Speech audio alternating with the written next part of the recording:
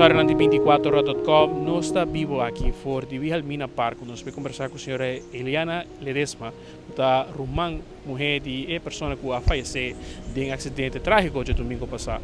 Senhora Ledesma, boa tarde, estaria 24.com. Conta-nos um pouco de qual a situação que você está passando em Jepo, está muito busy com maneira para ajudar para assinar aqui por ter a vosso ser querido. Buenos días.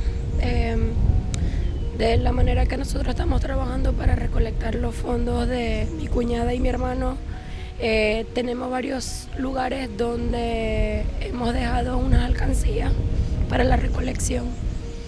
También en el Facebook hay unas amigas se encargaron de subir la imagen con los datos del número de cuenta de mi esposo, que también muchas personas han colaborado de esa manera.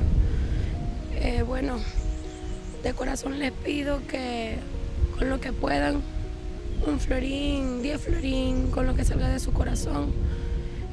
Muchas personas ya, muchísimas, ya han colaborado. Le doy las gracias a todos los que nos han brindado su apoyo.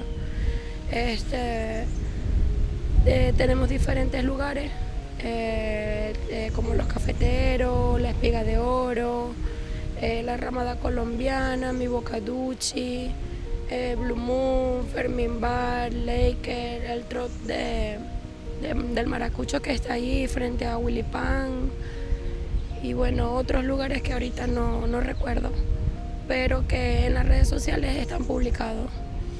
Bueno, con lo que puedan, con lo que les salga de su corazón, que Dios se los multiplique y que bueno, que en vida y salud, que es lo más importante.